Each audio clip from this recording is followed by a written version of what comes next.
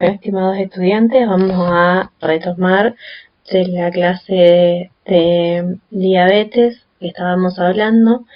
Recuerdan que quedamos en donde trabajábamos la parte de la realización de ejercicio físico, cuando debíamos sugerirle al paciente el control de la presencia de cuerpos cetónicos en orina para poder evaluar la realización de algún tipo de actividad. ¿Cuáles son las precauciones y recomendaciones que le vamos a dar a nuestros pacientes en función de la realización del ejercicio? El ejercicio debe ser programado, de un inicio progresivo. Es muy importante que beban mucho líquido durante la realización del ejercicio, que utilicen calzado adecuado, que no esté comprimiendo alguna zona y que genere algún tipo de lesión, que lleven suplementos de hidrato de carbono o azúcares rápidos, lo que se llama azúcares rápidos, como por ejemplo los caramelos de gomitas o una lata de Coca-Cola, que son bebidas o alimentos de azúcares de rápida absorción que pueden ayudar en el momento de producirse algún tipo de descenso de los niveles de glucemia, que generen una situación de malestar o incomodidad debido al desgaste que genera el ejercicio, para poder reponer rápidamente ese déficit de glucosa. Evitar el ejercicio en horas de máxima temperatura, y en el caso de que el paciente utilice tratamientos con insulina, debemos aconsejarlo que inyecte la insulina lejos de la zona de ejercicio, es decir, que lo haga lejos de las piernas, de los brazos, donde habitualmente hace la inyección de insulina. Y por último, recomendar realizar un autoanálisis antes y después del ejercicio para evaluar los valores con los que se maneja durante la práctica. Ahora bien, vamos a hablar del tratamiento farmacológico para los diversos tipos de diabetes. Y en inicio vamos a hablar de los antidiabéticos orales. En general, este es el tratamiento de elección cuando se diagnostica la diabetes del tipo 2, o lo que comúnmente se llama no insulino dependiente, o lo que también conocemos como insulino resistente. Además de la dieta equilibrada en este tipo de diabetes y realizar el ejercicio físico, controlar los otros factores de riesgo que pueden llevar a provocar un descontrol en la patología, también a estos pacientes que no responden al tratamiento, además de, a pesar de realizarlo correctamente, se les adiciona algún tipo de fármacos, que es lo que conocemos como antidiabéticos orales o hipoglucemiantes. Los antidiabéticos orales o hipoglucemiantes son los que el paciente va a suministrar, los que les vamos a suministrar, al paciente para reducir los niveles de glucemia, y solo son eficaces cuando el páncreas todavía produce insulina. Es decir, como ya hablamos anteriormente, en el tipo 2 de diabetes, es decir, no insulino dependiente o insulino resistente. Los antidiabéticos orales son pastillas, no es insulina, y la insulina es muy importante esto tenerlo en cuenta, aclarárselo al paciente y reconocerlo, no puede ingerirse por vía oral. Hay 6 clases de antidiabéticos orales que pueden ser prescriptos. Están las sulfonilureas, que en realidad en nuestro medio lo que más vamos a poder ver es el Daonil o el Euglucón, son los de manejo más habitual, pero bueno, ahí tienen otros nombres como para que puedan conocer. Son aquellos fármacos que estimulan al páncreas para que produzca insulina y así responda mejor nuestro cuerpo para la producción de insulina en respuesta en el momento de necesitarla. Se deben tomar media hora antes de las comidas y pueden producir hipoglucemias severas y aumento de peso. Otro tipo de hipoglucemiantes son las biguanidas. El más habitual y común que conocemos en nuestro medio es el glucopage. La más utilizada es la metformina. En la actualidad el tratamiento de elección para este tipo de diabetes o para la diabetes insulino resistente. Hace que el hígado no segregue glucosa y a la vez aumenta la absorción de glucosa por otras partes del cuerpo. Se recomienda generalmente a las personas que presentan exceso de peso, a las personas obesas o aquellas que presentan trastornos dislipémicos, como por ejemplo el colesterol alto. Deben tomarse siempre con las comidas y pueden producir diarreas, náuseas y disminución del apetito. Es muy importante tener en cuenta que como van acompañadas de las ingestas, el paciente debe saber que al ingerir más cantidad de hidratos de carbono hace que ese hígado disminuya la secreción de glucosa y aumente la eliminación de estos hidratos de carbono y genere el proceso de eliminación intestinal o evacuación rápida. Por ende se producen las diarreas. Entonces hay que recordarle a nuestro paciente que cuando hace la ingesta debe ingerir no grandes cantidades de hidratos de carbono, porque obviamente esto le va a generar una sensación de malestar y esta situación bastante poco agradable como son las diarreas. Otro tipo de hipoglucemiantes orales que encontramos para el tratamiento de la diabetes son los inhibidores de la alfa-glucosidasa, que hacen que se absorba más lentamente la glucosa en el aparato digestivo y consigue así que las glucemias postprandiales disminuyan. Se debe tomar con el primer bocado de la comida, en todas las comidas, y pueden producir una sensación de saciedad, pueden generar gases, diarreas y malestar o dolores abdominales. Las meglitinidas actúan directamente sobre el páncreas, haciendo que se segregue la insulina. Se les llama también antidiabéticos rápidos. Deben tomarse 15 minutos antes de cada comida y no ingerirlas en el caso de no tener ingestas alimenticias, porque pueden producir severas hipoglucemias. Las tiazolidinodionas, como el Avandia, que es la marca más común comercial que tenemos en nuestro medio, actúan sobre el músculo aprovechando mejor la glucosa que se segrega en el páncreas. Deben tomarse o pueden tomarse con y sin alimentos. Puede producir ictericia, náuseas, vómitos, dolor de estómago y orina oscura por el aumento de la concentración de bilirrubina. La cita-galactina, que son inhibidores de P4, aumenta la propia capacidad del organismo para reducir la hiperglucemia. Actúan sobre las hormonas incretinas que estimulan al páncreas para que produzca insulina y disminuya la producción de glucosa por el hígado, y se asocia siempre a la metformina. Puede producir náuseas, diarreas, hipoglucemias y somnolencias. ¿Qué debemos recomendarle a nuestros pacientes ante la ingesta o ante la administración de los antidiabéticos orales? Se le debe decir que no debe ingerir la medicación prescrita para otra persona ni ofrecer sus medicamentos a otra persona. Es muy importante que reconozca el nombre de sus pastillas, así como la dosis y los horarios en que son administradas. Casi todas las medicaciones vía oral o los antidiabéticos orales tienen un efecto de entre 6 y 24 horas.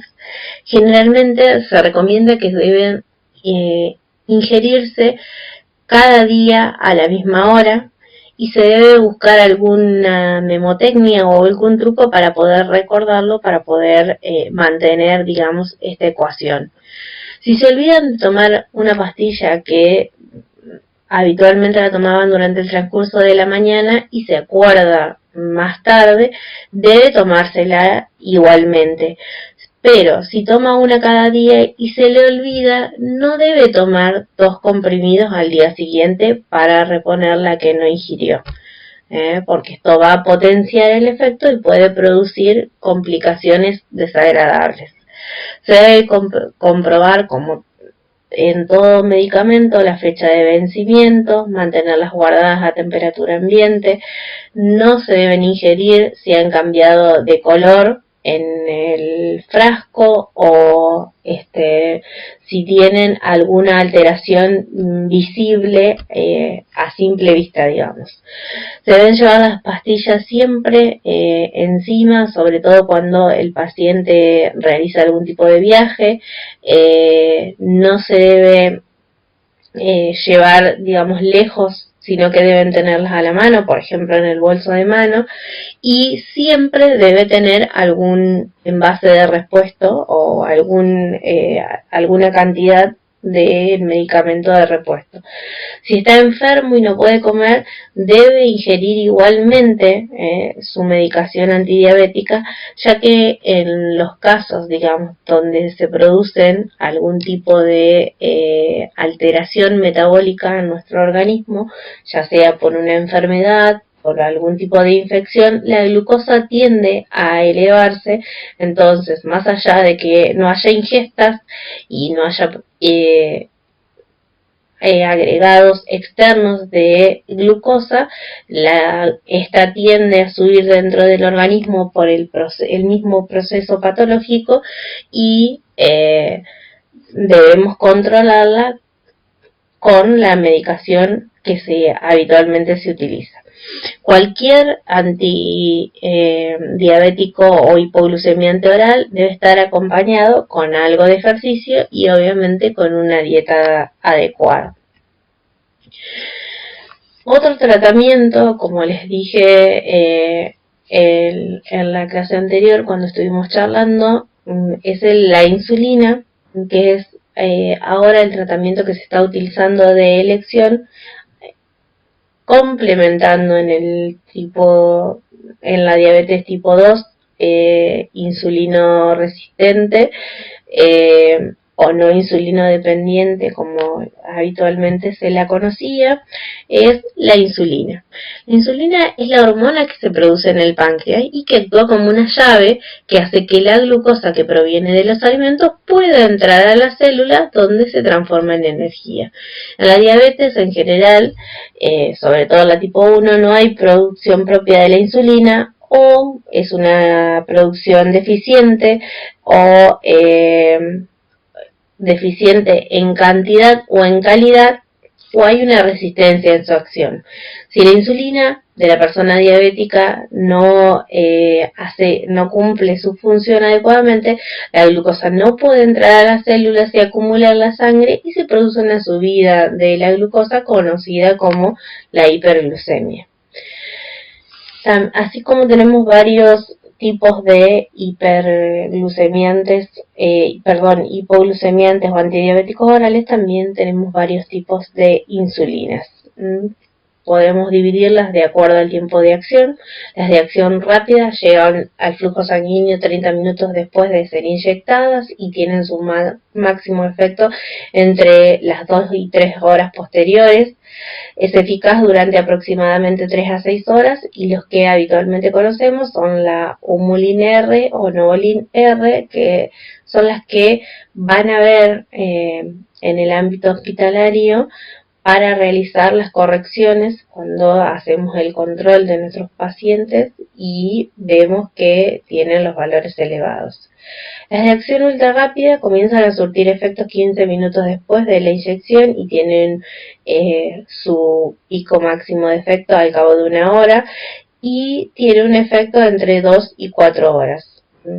Generalmente las encontramos como insulina glulicina, insulina Lispro o insulina Aspart, que es una insulina que se utiliza habitualmente combinada y la podemos ver habitualmente o está, digamos, muy de moda en la actualidad utilizar este tipo de insulina.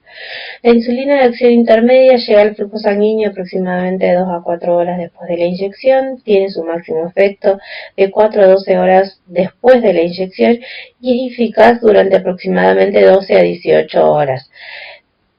Esta es la insulina que conocemos como NPH, y la conocemos como, o la encontramos como Humulin N o Novolin N. Es un tipo de insulina que no es translúcida, sino que más bien es se ve como espesa, como de un color blanquecino. La van a ver diferente a la Humulin R o Novolin R, a la de acción rápida, que sí es transparente o translúcida. Después tenemos las insulinas de acción prolongada, que llegan a la sangre varias horas después de la inyección y tienden a mantener el nivel de glucosa bajo durante un periodo aproximado de 24 horas. Los tipos de insulina son la Levemir o la Lantus o insulina glargina.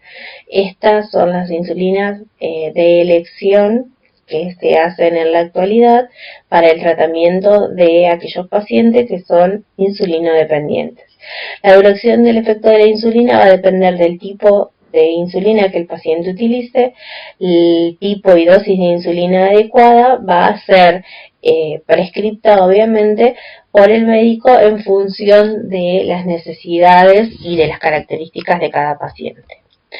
¿Cómo preparamos la insulina para ser suministrada? Actualmente la insulina viene presentada en lo que llamamos PEM o bolígrafo, aunque nosotros en las instituciones hospitalarias la vamos a encontrar también en los frascos ampolla que se utilizan, digamos, para realizar megadosis y para realizar dosis repetitivas, sobre todo para las correcciones. Aunque cada bolígrafo es distinto según la marca, generalmente funcionan de manera parecida y el enfermero debe conocer el manejo para poder educar al paciente en la utilización del mismo.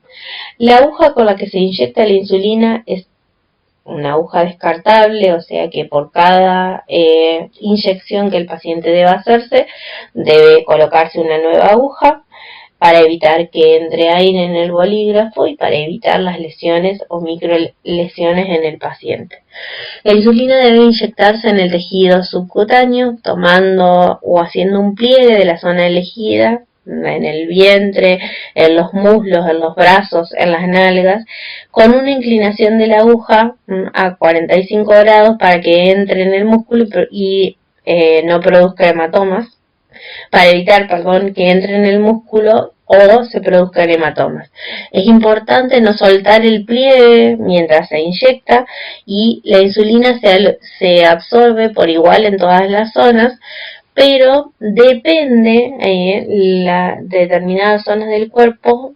Hay zonas que tienen una absorción más lenta, como son las piernas o las nalgas. Hay zonas donde se absorbe más rápidamente, como es la panza, y los brazos, por ejemplo, los deltoides, son zonas de absorción intermedia. La zona de absorción lenta e intermedia será la indicada para inyectar insulinas intermedias o lentas. En la zona de absorción rápida, la insulina para inyectar obviamente será la insulina rápida con la que queremos hacer una corrección, y la insulina lenta es la única que puede ser inyectada en cualquier zona sin que varíe su absorción. La aguja no debe sacarse inmediatamente, sino que se deben dejar pasar unos segundos para dar tiempo a que toda la insulina salga de la aguja. No se debe olvidar de recambiar la aguja una vez realizada la aplicación para evitar la entrada de aire.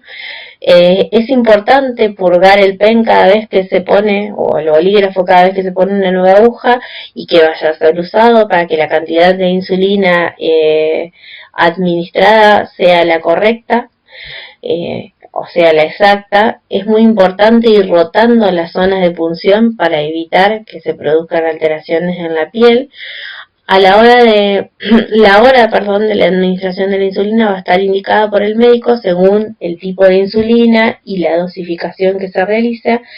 Y los pacientes que se encuentran en tratamiento con insulina deben realizar además controles glucémicos por punción, es decir, los controles de hemoglucotest, la medición de la glucemia capilar, y analítica en el caso de ser requerida, es decir, los controles de glucemia venosa según el médico lo prescriba y obviamente con el asesoramiento del profesional enfermero. ¿Cómo vamos a conservar la insulina? La insulina se conserva generalmente a temperatura ambiente no superior a 30 grados durante 28 días, por lo que lo más adecuado es guardar todos los bolígrafos, porque en general se les provee a los pacientes no de una sola unidad, sino de varias unidades para un largo tratamiento. Se deben guardar aquellos que no están en uso dentro de la heladera y dejar a temperatura ambiente el que está en uso, porque la insulina fría genera mayor dolor al ser inyectada y puede provocar irritaciones cutáneas. Es importante tener en cuenta que con la insulina vamos a conseguir un mejor control de la patología, un tratamiento más efectivo, se pueden disminuir las complicaciones crónicas y el paciente va a sentirse con mayor energía que con la administración, por ejemplo, de los antidiabéticos orales. ¿Cuáles son las complicaciones que se pueden presentar en esta patología? Para que nosotros podamos educar a nuestro paciente es muy importante que conozcamos las complicaciones agudas, así como controlar esas situaciones que se producen en el agudo, y en nuestros pacientes que requieren del tratamiento con insulina se debe mantener un equilibrio entre las dosis de tratamiento, el ejercicio físico y la alimentación, que como dijimos en la clase anterior y debemos recordar, son los pilares para el tratamiento de la patología. El tratamiento medicamentoso, el ejercicio físico, la adecuada alimentación y un control periódico. Cuando este equilibrio se altera es cuando surgen las complicaciones que pueden ser agudas o crónicas. Las complicaciones agudas van a estar dadas por un aumento súbito de los valores de glucosa en sangre o una disminución súbita de la misma. Al aumento súbito lo conocemos como hiperglucemia, es un aumento excesivo de la cantidad de glucosa en sangre.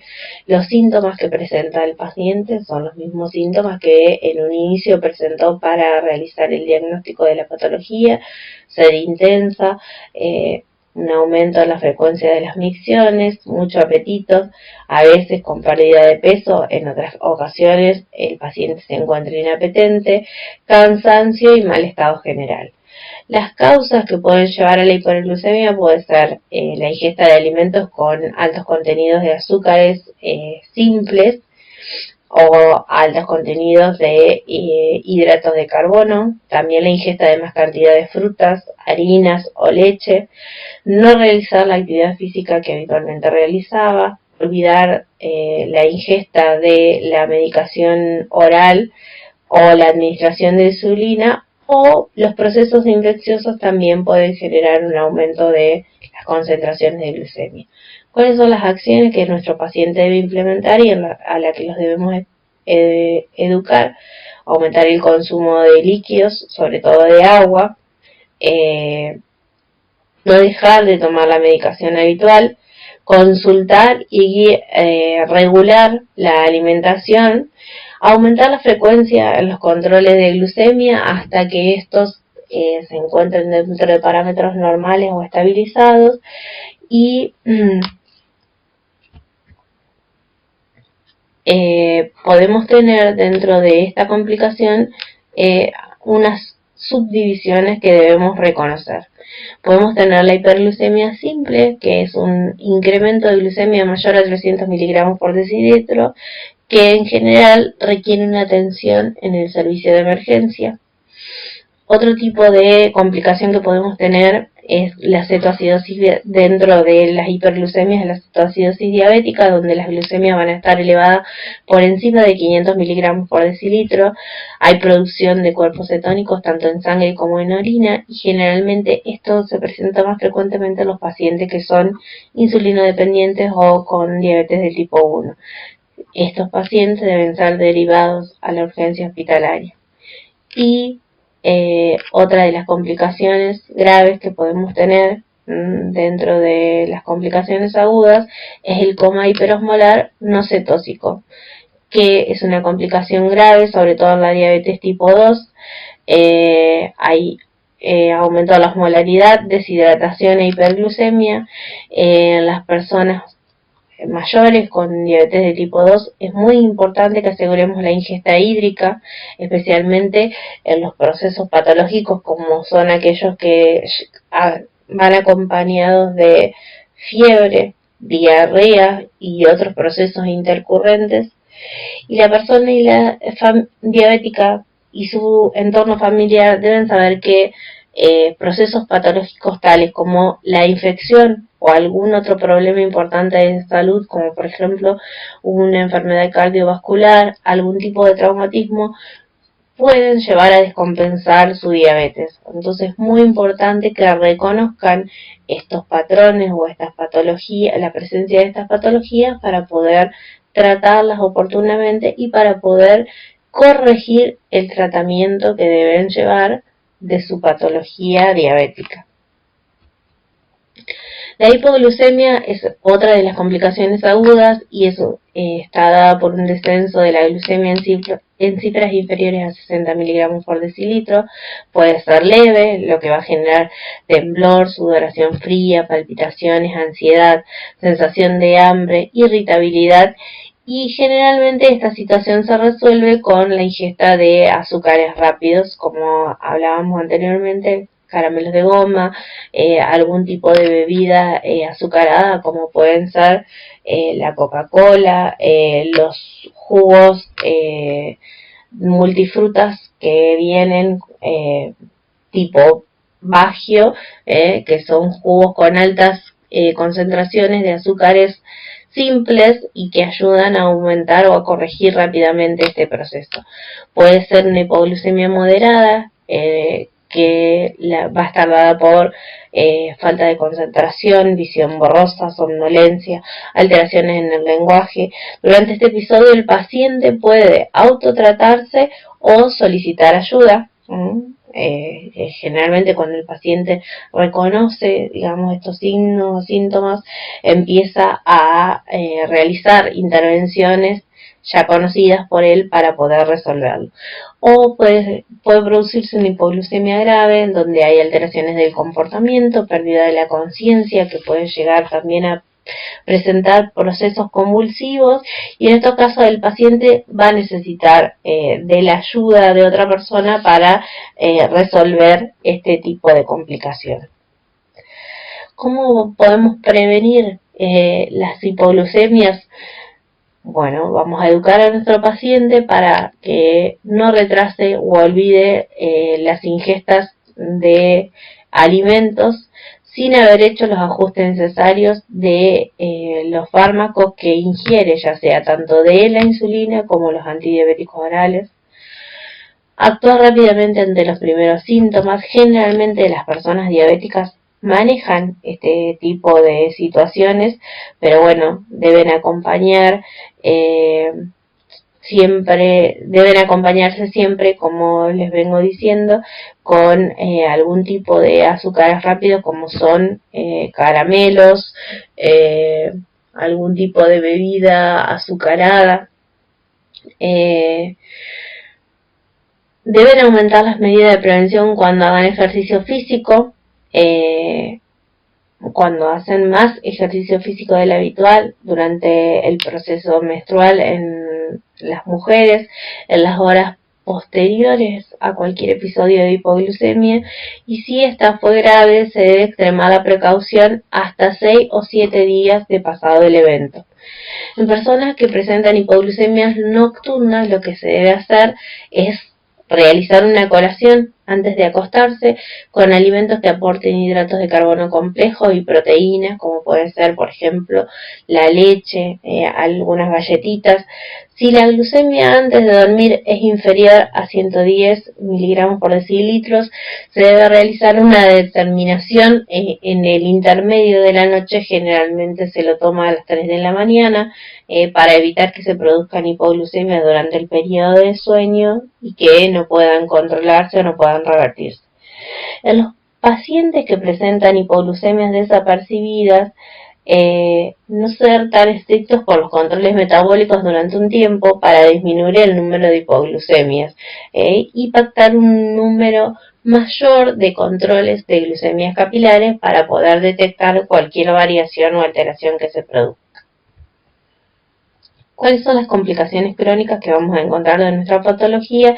Y estas son sobre todo las que debemos trabajar con nuestros pacientes para educarlos y poder prevenir la aparición de este tipo de patologías o de este tipo de complicaciones que están dadas por la falta de control o un mal control de la patología, y que pueden llevar a deteriorar la calidad de vida de nuestros pacientes e incluso a llevarlos a la muerte por estas patologías. ¿Cuáles son esas complicaciones crónicas? Entre ellas tenemos todas las que alteran a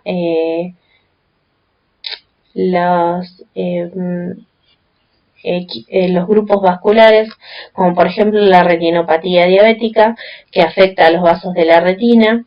El tratamiento para esta complicación es la fotocoagulación con láser, que evita la progresión, pero no devuelve la función del área afectada. Es decir, que el paciente puede llegar a presentar un déficit importante o una reducción importante en su capacidad visual, o hasta incluso poder llegar a la ceguera. Es fundamental que el paciente realice una revisión anual, sobre todo en los pacientes con diabetes tipo 2.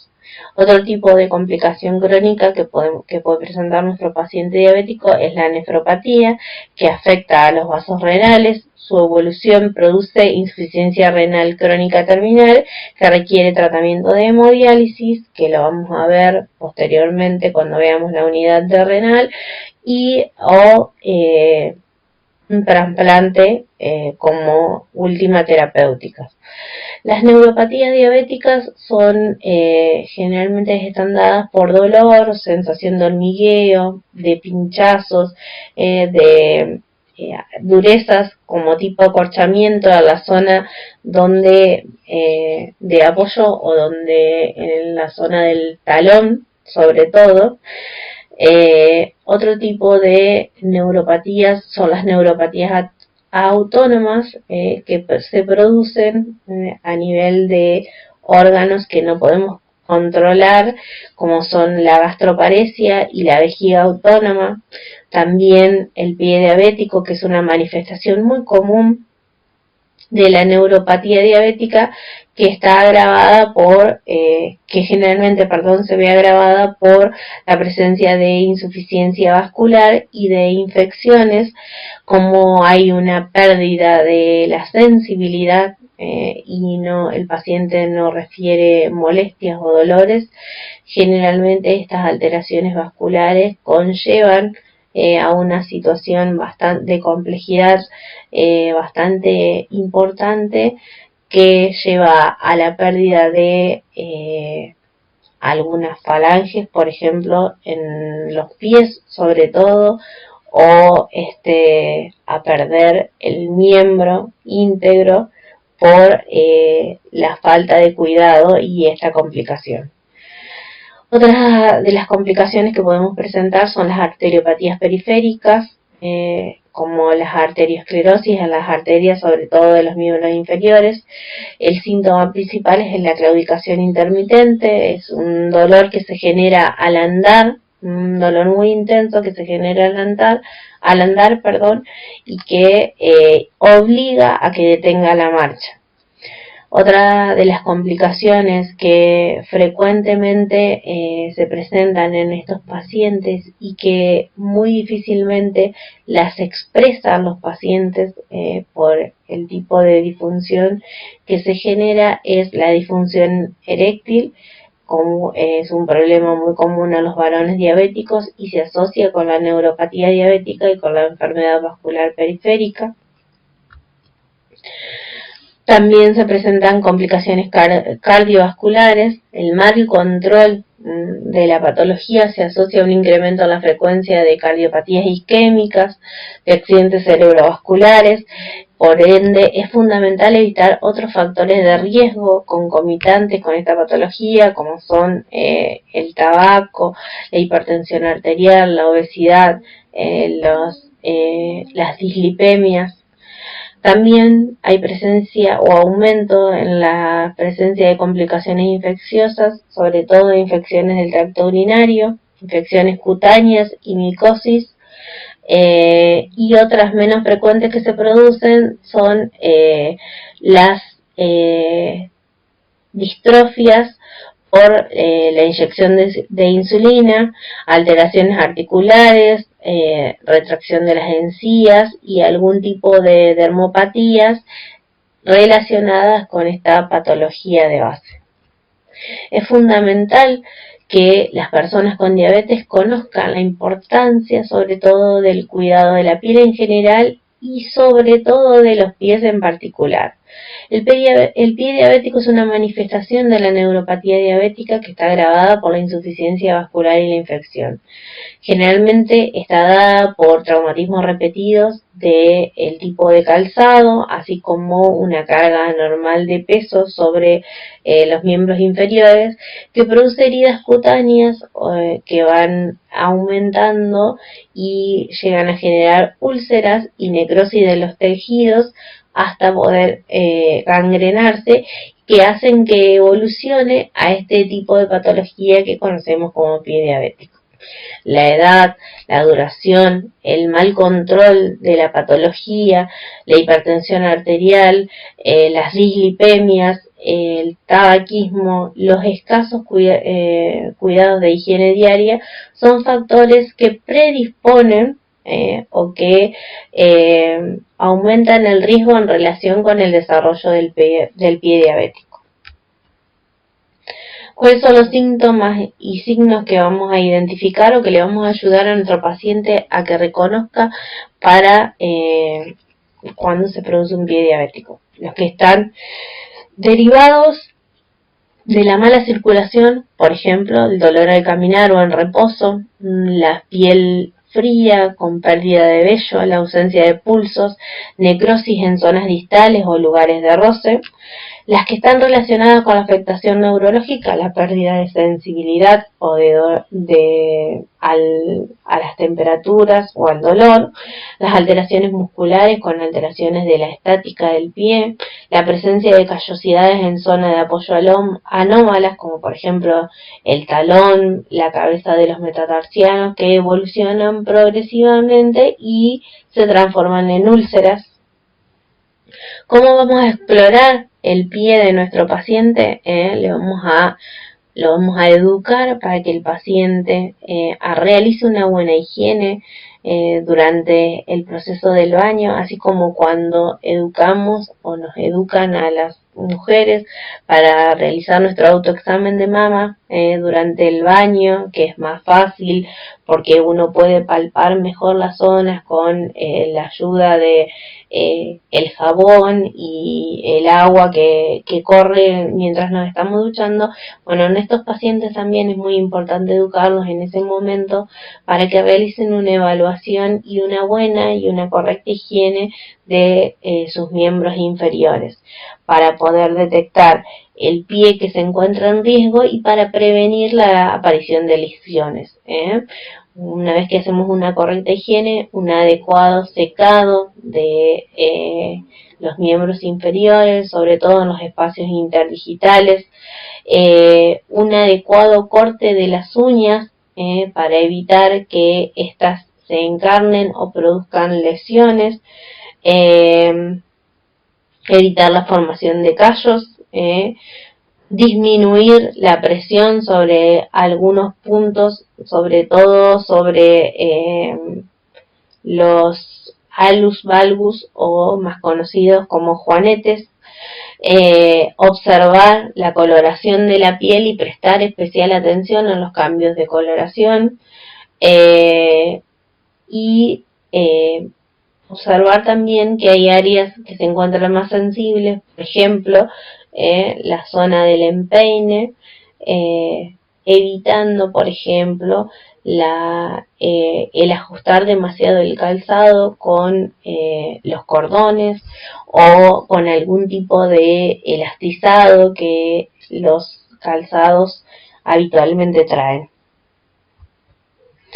Bueno, vamos a tratar de hacer un resumen de todo lo que hemos visto hasta acá. ¿Cómo realizamos el diagnóstico de esta patología? ¿Cuáles son los signos fundamentales que nuestro paciente va a presentar en el inicio o en el desencadenamiento de la diabetes? Hablamos de la polidipsia, que es el aumento de la ingesta de líquidos o el aumento de la sensación de sed; la polifagia, que es el aumento de la ingesta; la poliuria, que es el aumento frecuente de las micciones; y la pérdida de peso en primera instancia.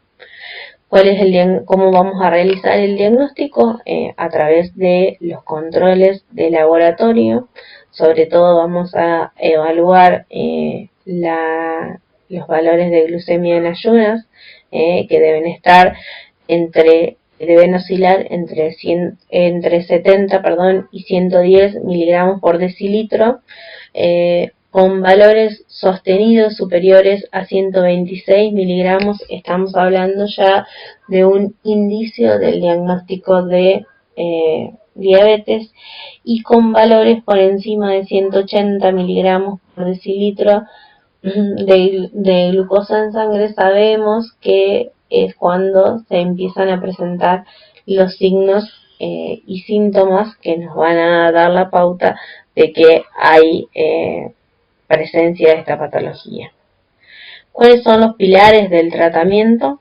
Como lo dijimos, primeramente es la educación a nuestro paciente. ¿Y en qué vamos a educar a nuestro paciente? En los cambios en su estilo de vida, que van a ser a través de la alimentación, es decir, a través de una dieta adecuada, a través de la medicación, ya sea tanto de la insulina como la prescripción de antidiabéticos orales o hipoglucemiantes, los controles periódicos, tanto el control médico como los controles propios o el automonitoreo que el paciente lleva, sobre todo con los controles por capilaridad o el registro de la presencia de cuerpos cetónicos en orina, que nosotros vamos a educar a nuestro paciente en esos procedimientos para que pueda automonitorearse y establecer una situación real en el momento de cómo se encuentra, y obviamente el ejercicio físico que acompaña a todo este procedimiento para poder mejorar su calidad de vida. Cuando hablamos de complicaciones, como lo hablamos recién, es importante tener en cuenta que podemos presentar complicaciones agudas que pueden llevar a la pérdida de las funciones vitales de nuestros pacientes, como son la hipoglucemia o la hiperglucemia, y en función de ellas podemos presentar diversos grados de gravedad de esta complicación, y las complicaciones crónicas que van a llevar a un deterioro en la calidad de vida de nuestros pacientes, y que también pueden llevarlos a un desenlace fatal, como son las diversas neuropatías que puede presentar el paciente, que en general es lo que más afecta a nuestros pacientes con este tipo de patología, los trastornos a nivel vascular y los trastornos a nivel de neurotransmisores, o el proceso de el perdón, como les decía, las complicaciones que se van a presentar a nivel de nivel vascular, ya sea a nivel de las retinopatías, de las vasculopatías periféricas, principales complicaciones, el pie diabético en estos pacientes, el aumento de los procesos infecciosos, que también se desarrollan con más rapidez y con más labilidad en este tipo de pacientes. Y todos ellos debemos ayudarlo a nuestro paciente y educándolo para que pueda reconocerlo y actuar rápidamente en consecuencia para disminuir la posibilidad de complicaciones mayores, o de poner en riesgo su vida, o de desmejorar su calidad de vida.